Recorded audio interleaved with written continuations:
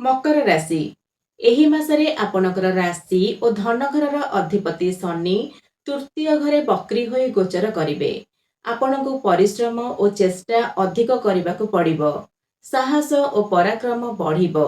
कठिन परिश्रम करिवे कारण शनि हेले कर्मकारक ग्रह। द्वितीय घरे राहु अछंती। निजर बाणी प्रति नियंत्रण रखंतु। धन आगमनर जोग रहिअछि। आपणकर तृतीय और द्वादश घर अधिपति बृहस्पति सप्तम घरे उच्च होई गोचर करुछंती। बिजनेस पाई आपणकु विदेश जाबाकु पड़ी पारे।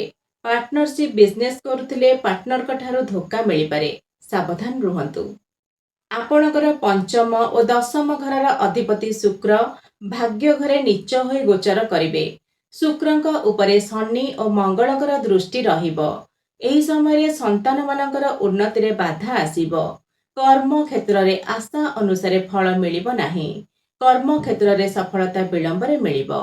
आपणकर षष्ठ और भाग्य घर अधिपति बुध बृहस्पतिंक सांगरे सप्तम घरे गोचर करिवे।